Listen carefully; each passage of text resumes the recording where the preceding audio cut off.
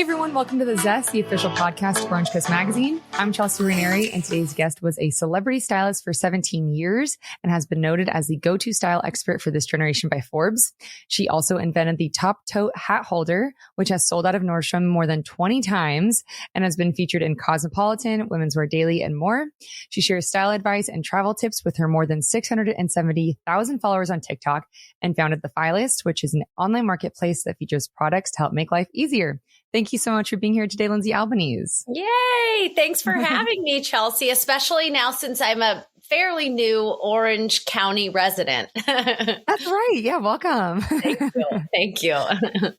When I was researching you, I was looking at the Fileist and there's like products on there I didn't realize I needed until I looked at that, like the wine chiller, glass chiller, and then the 2-in-1 workout mat. I was like, everything on there is so cool. Yeah, thank you so much. So the Fileist, so I have my own brand, my Lindsay Albanese, which is my namesake accessories brand. And then second to that is I also own the Fileist, which is a marketplace that spotlights and sells products invented and created by women.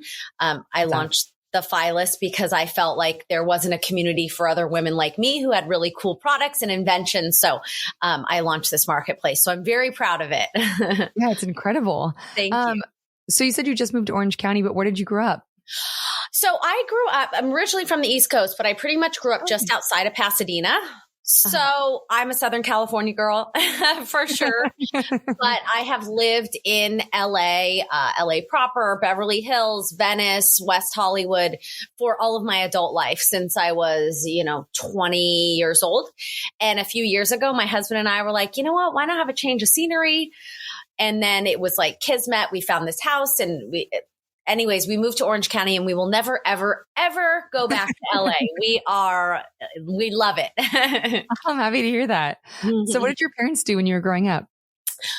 So my dad was an executive turned entrepreneur. My mom worked in interior design and then, helped get us kids. I'm one of three through high school, and school and life, which I'm grateful to have family close. But and then most of my family is all East Coast. It's just my core and immediate that is here, Southern California. So entrepreneurialism runs in your blood then.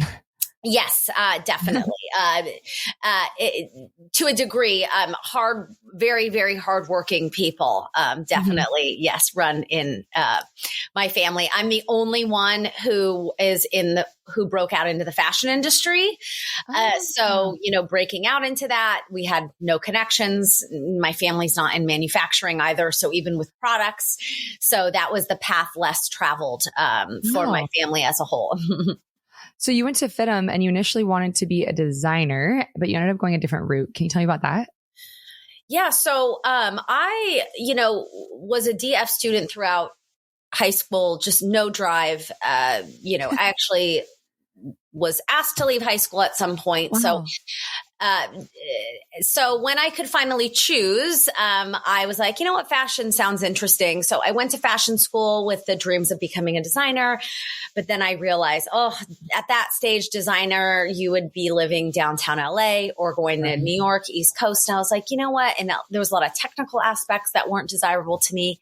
And then I heard that fashion stylists, they get to pull from all sorts of designers and dress people and celebrities and do style people for TV and commercials and fashion magazines. And that was just like it. I heard of that. And then I was like, that is what I'm doing. So from there, just worked for free for 3 years and eventually got a job that changed the trajectory of my career, which was working at Entertainment Tonight. And this was back in 2004. So I was 24 years old.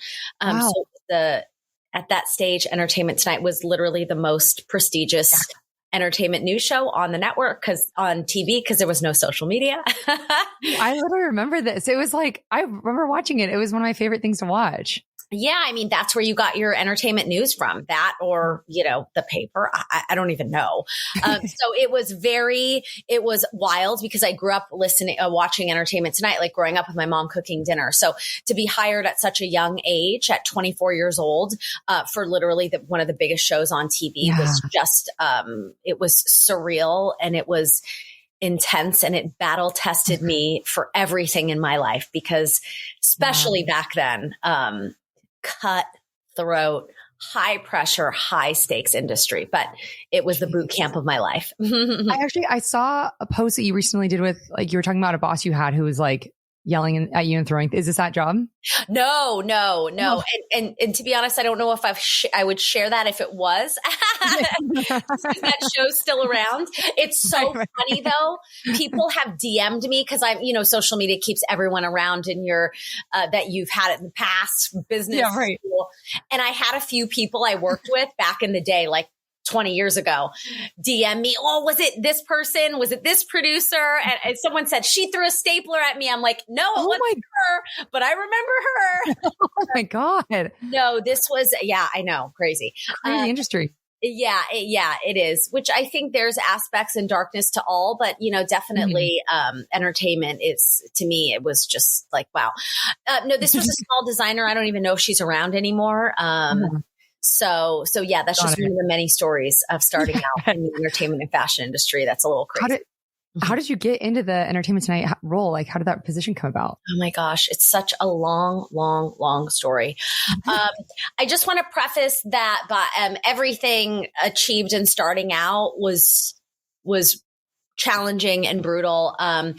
To share how I got the job at Entertainment Tonight at such a young age is to go back even further, because to even work at a show like that, you have to be in the union, in the Motion Picture Costumers Guild. And to get into that union, that's why I worked for 3 years. I was trying to get into the union, get my hours. So when I finally got into the union, I emailed and followed up and heard a vague job description. I didn't even know it was for Entertainment Tonight. I didn't know that they shot at Paramount Studios. And this is what I share all the time on social media. The follow-up gets the fortune, because I saw a vague job description. I emailed or called. I didn't hear back. The following week, I called, emailed, and I think most people would be like, oh, they probably filled the position, or they're busy. But I was encouraged by my dad to keep following up. And if I didn't do that, I would have never gotten that job. And that job clearly changed the trajectory of my entire career. So what were you? You were fortune. Yeah, I love that. So you were styling the hosts, is that right? Yes, I was. There was 4 hosts on the show, and the first day I started, they showed me my desk, which was 2 Rubbermaid drawers with a piece of wood on top on set, and I'm not kidding when I tell you that. And they said, essentially, sink or swim, do your job. So I talk about learning on the job. To be honest, when I got the job at Entertainment Tonight, when they hired me, I went in my car and I called my parents. And the first thing that I said was, what did I do? I did not have, I had some experience, but I was not qualified for that. But who is? Like, I think I won them over with my passion and my personality and my dedication and my follow up, and I did figure it out, and I did succeed.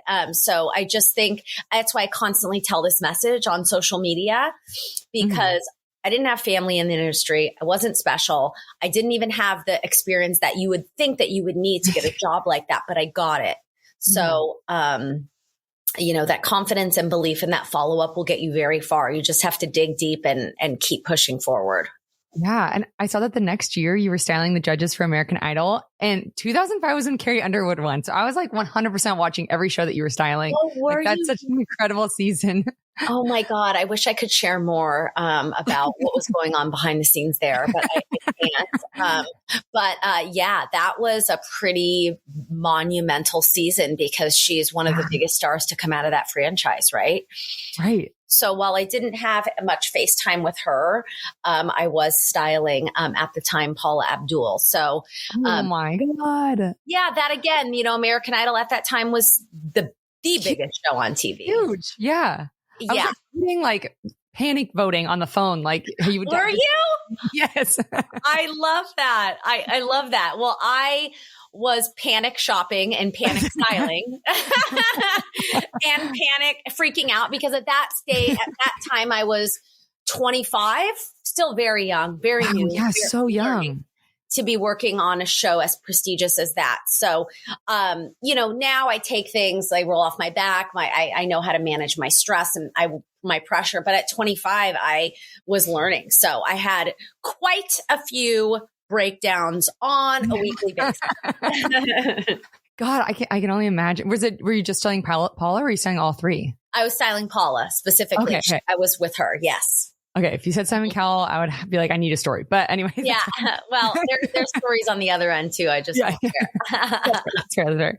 So then in 2012, you were the style expert host and fashion stylist for E! Entertainment and E! Online, and you hosted various style segments. Mm-hmm. And then I saw that like you got to report on like New York Fashion Week and stuff. What a freaking dream.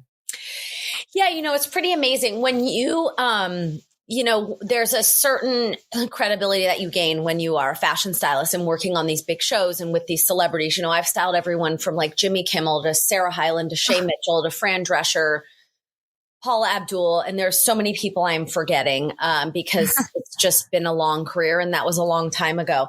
But with that, media outlets and TV shows reach out to you. They want you to do style segments. And that was just such a huge perk and just so exciting to be able to share my craft in front of the camera and not just behind the camera.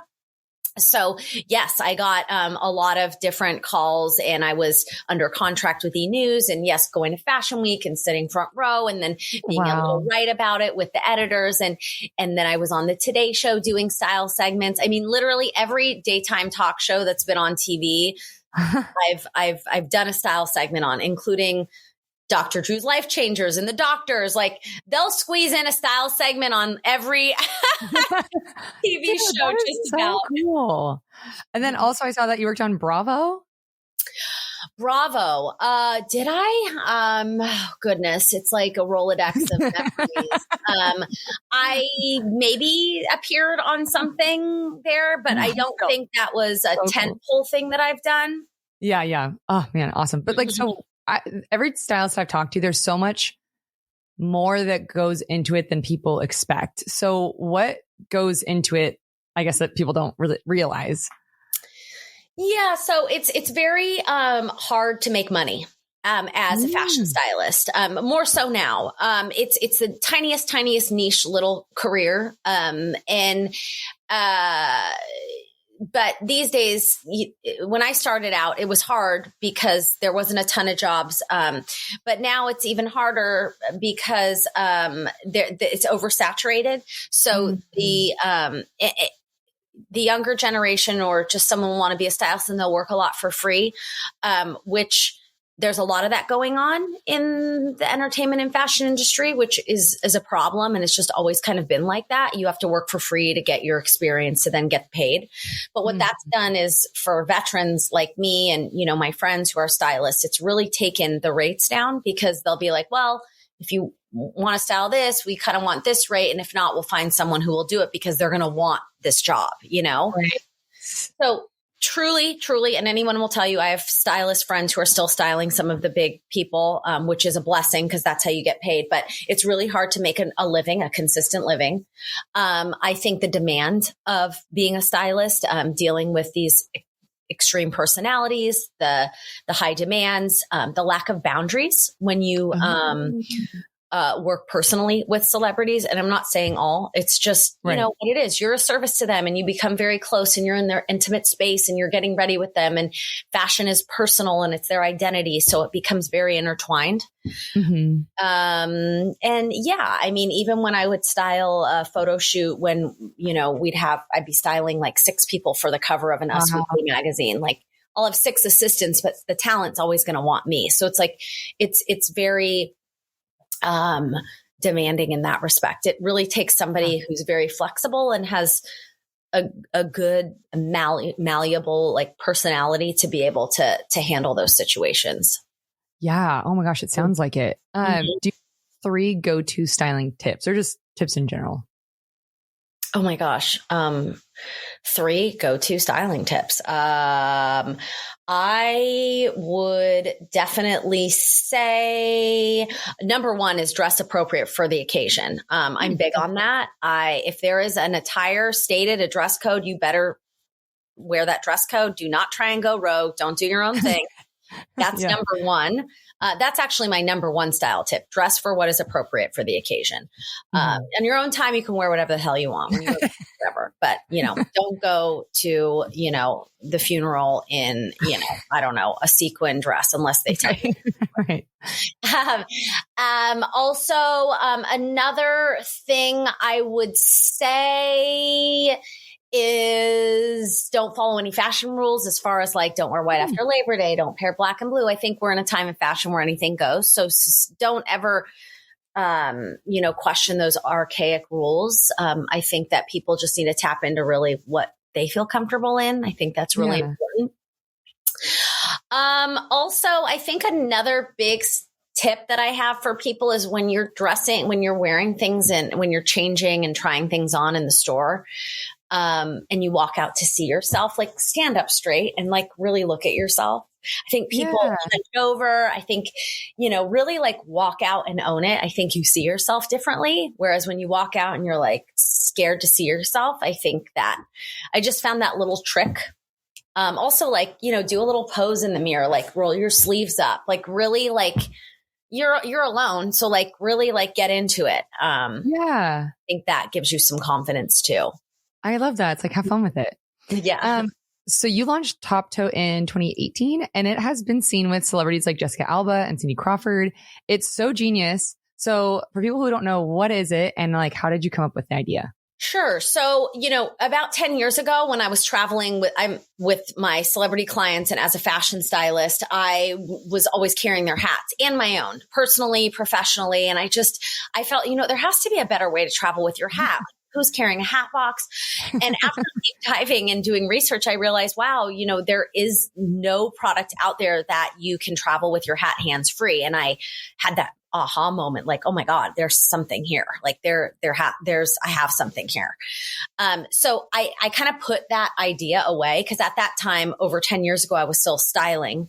And I was like, God, what am I going to invent something, create something, launch a product in the world? Like, I don't know if I'm ready for that. Like, I'm still doing this. And at that point I was styling, I was doing TV shows. I was on the Today shows, doing all these things. Right. So I felt full in my career.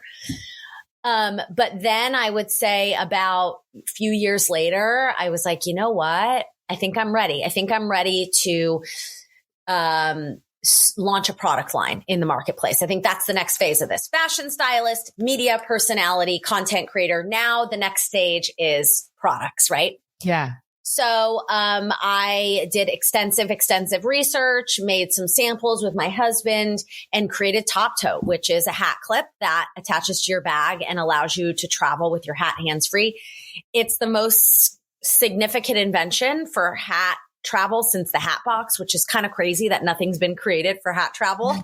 Yeah, right. Since the late 1800s. But and I filed a US utility patent. I got my patent. So I own the idea. If you see anything else out there, it's a problem. And it's something that, we deal with on a weekly basis with people. Yes. And we exercise our rights and we've been very successful, which is wonderful. So I launched TOPTOTE, which was my first product under my namesake brand, my Lindsay Albanese brand. And since then we've launched other products that combine style and function to make people's lives easier. So it's been the most challenging thing I've ever done and also the most rewarding because it's my product in people's lives. It's an extension of me. It's not really me styling you or me talking to you in my content. So it's really cool.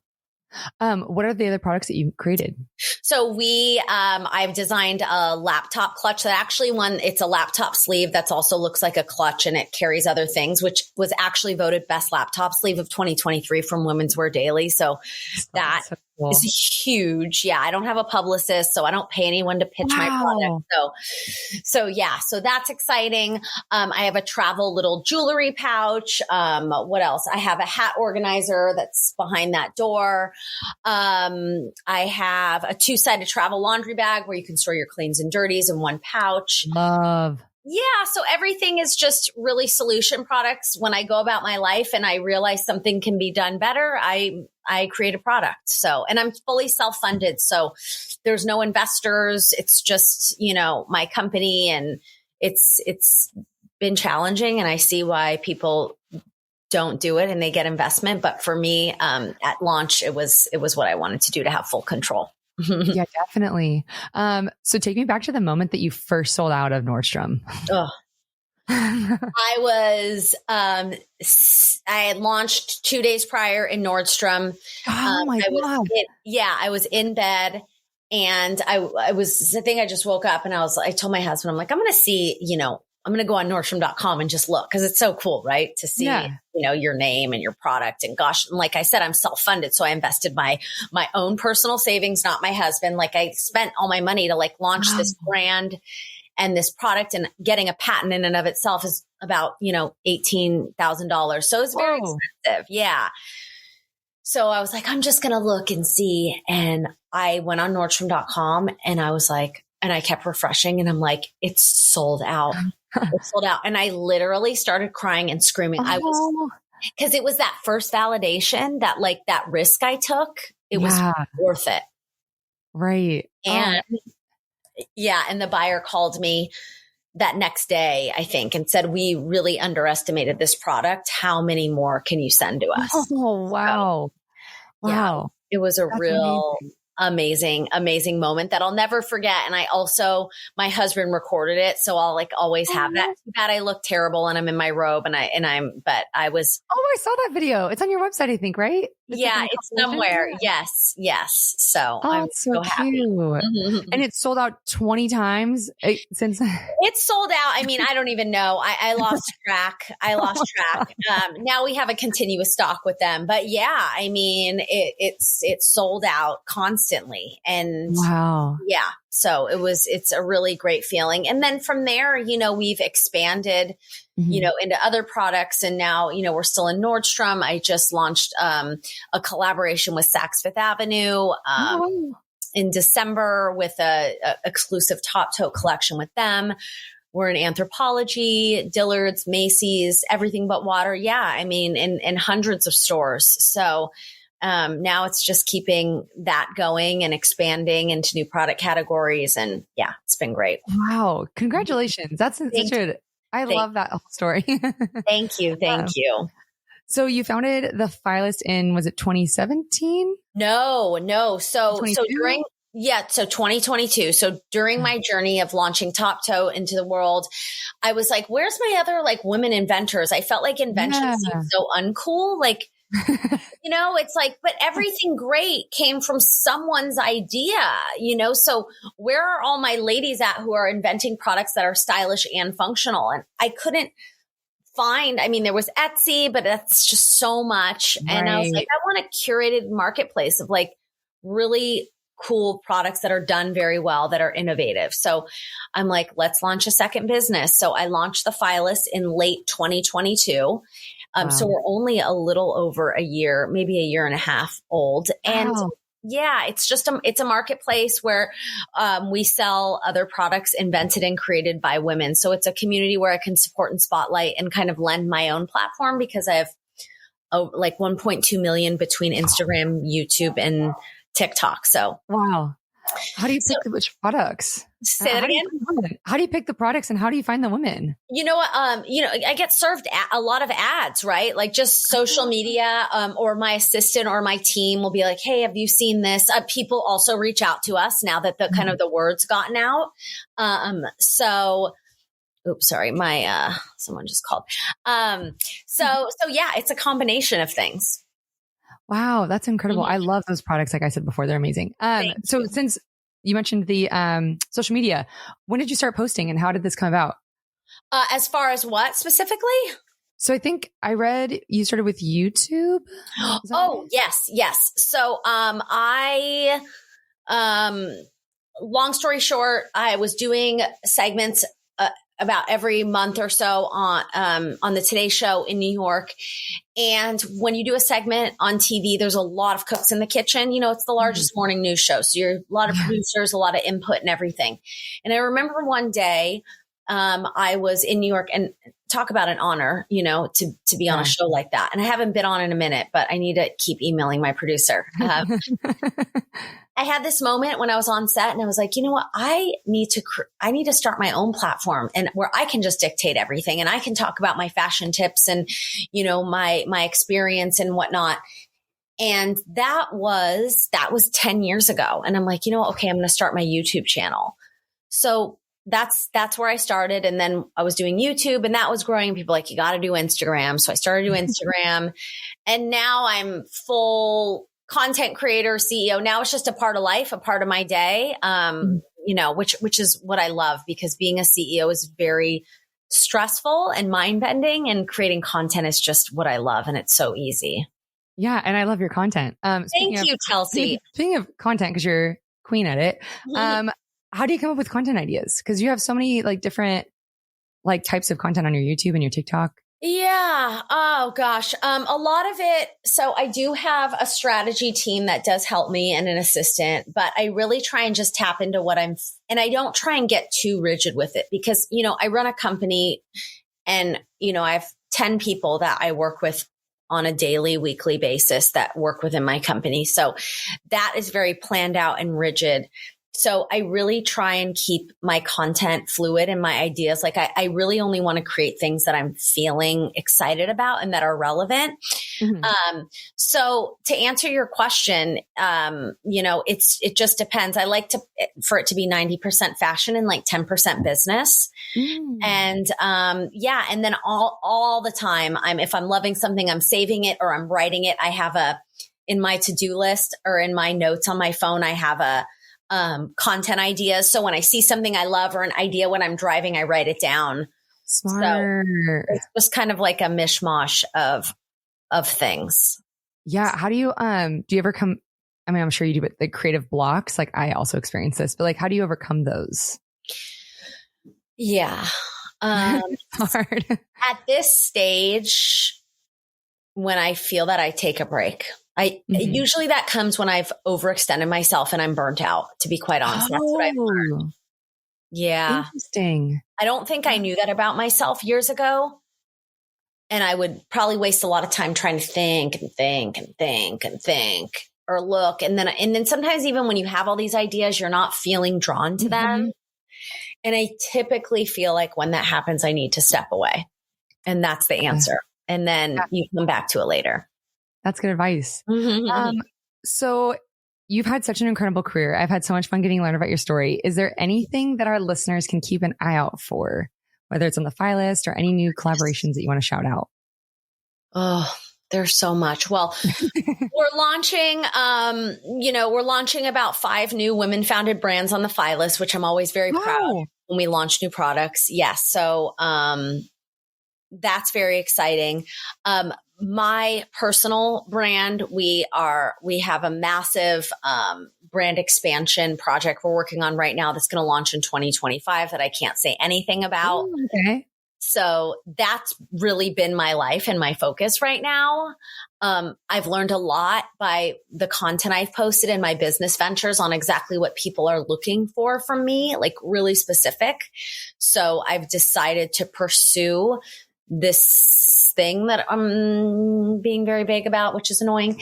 But that's going to be launching in 2025. But ultimately, I'm going to continue to create content that inspires people to, dabble in things or discover new things that maybe or shop new places that they normally wouldn't. And I'm excited to continue to make products that make people's lives easier. Awesome. Well, we're coming to the end of our time, but before I let you go, I have 3 final questions for you that we call the Thoughtful 3. So what advice would you have for someone who feels like they have a closet full of clothes, but nothing to wear? What advice would I give someone who has a closet full of clothes, but nothing to wear.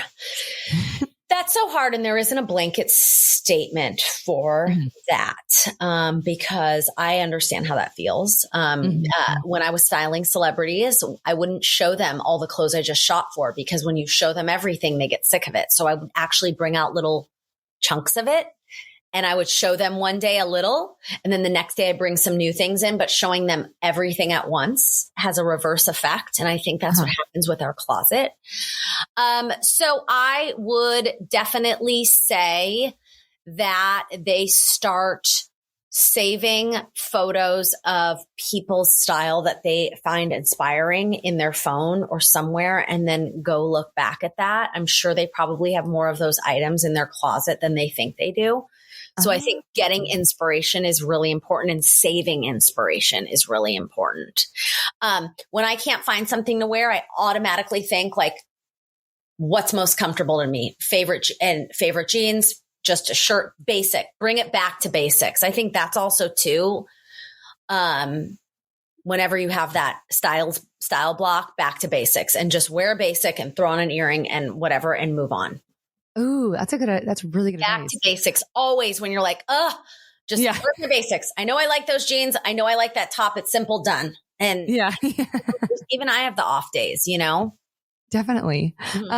What would you tell someone who has an idea for a new product or a new service or a new company, and they just don't know where to start? They feel overwhelmed and discouraged. I would say, ask that question again. What advice do you have for someone who is about, they have an idea for something and they're feeling discouraged, like, oh, I don't think this will work. I'm not sure if this will actually be a good idea or not. I would say do your research and see what's out there.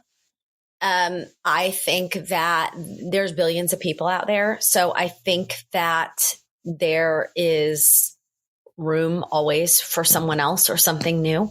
There's a lot of money to be made out there, a lot of opportunity to be had. I truly believe in asking around, thinking, asking questions, thinking, who do I know remotely within this industry that maybe I can just have a casual chat with? I think that's important. I really do. You don't have to tell everything, but I think being curious about things is really important. Following people who are maybe successful at the thing that is what you want to do in the realm, at least. You know, for me, it was inventing a product and a product-based business. So I absolutely was following the Shark Tank women, you know, and Joy Mangano from HSN, like Lori Grenier from Shark Tank, you know, just looking into their backgrounds, what they've done. And that's all research based. You know, reading that, doing your research, looking into people who are successful or businesses that are successful within the realm just helps you start pulling your thoughts together and maybe getting a little bit more laser focused on what you want. If it is something you still want to do after researching, and after you absorb that information, you kind of learn maybe what, you know, your next step should be. Smart. And then lastly, if our listeners could take just one thing away from this conversation, what would you want it to be? Number one thing I'd want people to take away is never underestimate the power of following up for opportunities and not being shy, because many times you can get an opportunity just by following up and making yourself seen. And never underestimate the power of starting small. I think that social media and this world of media has made us think everything we have to do has to be so big and grand and done. And it just doesn't. You can start very small, step-by-step, incremental, and just allow things to grow. And don't assume anything. Don't assume someone's going to say no. This is a lot of information, but this it's helpful. Good. I don't prep my answers. You kind of get a mixed bag. Don't assume that they're going to say no. They won't want that, this, that, and the other. Just go for it. I love that. Well, thank you so much for doing this. I really appreciate your time. This is so much fun. Of course.